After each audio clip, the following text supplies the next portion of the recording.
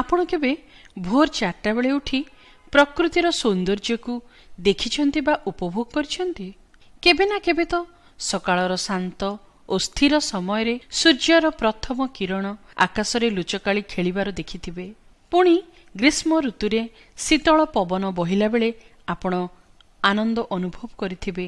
ଯେଉଁ ପରିବେଶ ଦିନସାରା ଗାଡ଼ିର ଶବ୍ଦରେ, ଲୋକମାନଙ୍କର ଚଳପ୍ରଚଳରେ, ପୁଣି ଦୋକାନ ବଜାରର ଗହଳିରେ ପରିପୂର୍ଣ୍ଣ ହୋଇଥାଏ, ସେହି ପରିବେଶ ଯଦି ସକାଳୁ ସକାଳୁ ଶାନ୍ତି ଓ ସ୍ଥିରତାରେ ଭରିଥାଏ, ତାହା ମଧ୍ୟ ମନ ଆତ୍ମାକୁ ଶାନ୍ତି ଆଣି ଦେଇଥାଏ। ପୁଣି ଚଢ଼େଇମାନଙ୍କର ଚିଁ ଚିଁର ଗୁଞ୍ଜରଣ ସେହି ସମୟରେ ଆମ ହୃଦୟକୁ ମଧୁର ସଙ୍ଗୀତରେ ଭରି ଦେଇଥାଏ। ଏହି ସମସ୍ତ ବିଷୟ ଆମେ ପାଇବା ପାଇଁ ଆମକୁ କିଛି ପଇସା ଖର୍ଚ୍ଚ କରିବାକୁ ପଡ଼ିନଥାଏ କି କାହା ଉପରେ ନିର୍ଭର କରିବାକୁ ଦେଇନଥାଏ। ଏହି ସମସ୍ତ ବିଷୟ ପୁଣି ଆହୁରି ଅନେକ ପ୍ରଭୁ ପରମେଶ୍ୱରଙ୍କ ରଚିତ ବିଷୟବସ୍ତୁ, ଯାହା ଆମର ଆନନ୍ଦ ଓ ଶାନ୍ତି ପାଇଁ ପ୍ରଭୁ ସୃଷ୍ଟି କରିଛନ୍ତି। କିନ୍ତୁ ଦୁର୍ଭାଗ୍ୟବଶତଃ ଆମର ଏହି 24 ଘଣ୍ଟାର ବ୍ୟସ୍ତବହୁଳ କର୍ମମୟ ଜୀବନରେ ସବୁଦିନ ଏହିପରି ପ୍ରକୃତିର ସୌନ୍ଦର୍ଯ୍ୟକୁ ମାଗଣାରେ ଉପଭୋଗ କରିବାକୁ ମିଳିନଥାଏ।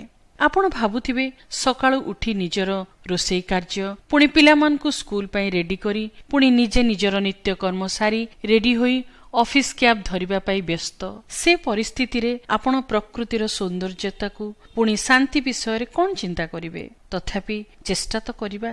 ଆପଣଙ୍କ ଚତୁଃପାର୍ଶ୍ୱରେ ଥିବା ମାଗଣା ଉପହାର ପ୍ରତି ଧ୍ୟାନ ଦେଇ ଥରେ ତାକୁ ଉପଭୋଗ କରି ଦେଖନ୍ତୁ ତ ଆପଣ କିପରି ଆନନ୍ଦ ଓ ଶାନ୍ତି ଅନୁଭବ କରିବେ। ଏହି ସତ୍ୟକୁ ସମସ୍ତେ ଜାଣିଛନ୍ତି, କିନ୍ତୁ କେହି ମଧ୍ୟ କାର୍ଯ୍ୟରେ ଲଗାଇ ପାରୁନାହାନ୍ତି। ଏହା ହିଁ ଆମ ଅବସ୍ଥା। ଯାହା ଆମ ପାଖରେ ଅଛି ତାକୁ ଉପଭୋଗ ନ କରି ଯାହା ପାଖରେ ନାହିଁ ତାହା ପାଇବାକୁ ଚେଷ୍ଟା କରୁ।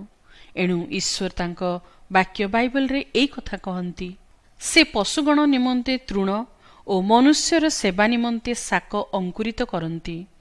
ଏହି ରୂପେ ସେ ଭୂମିରୁ ଭକ୍ଷ୍ୟ ଉତ୍ପନ୍ନ କରନ୍ତି। ପୁଣି ମନୁଷ୍ୟର ଚିତ୍ତ ଆନନ୍ଦକାରୀ ଦ୍ରାକ୍ଷାରସ, ମୁଖ ଚିକଣକାରୀ ତୈଳ ଓ ମନୁଷ୍ୟର ହୃଦୟ ସବଳକାରୀ ଭକ୍ଷ୍ୟ ଉତ୍ପନ୍ନ କରନ୍ତି। ହେ ସଦାପ୍ରଭୁ, ତୁମ୍ଭର କାର୍ଯ୍ୟ ସକଳ କିପରି ବହୁବିଧ। ତୁମ୍ଭେ ଜ୍ଞାନରେ ସେସବୁ ନିର୍ମାଣ କରିଅଛ। ପୃଥିବୀ ତୁମ୍ଭ ସମ୍ପତ୍ତିରେ ପରିପୂର୍ଣ୍ଣ।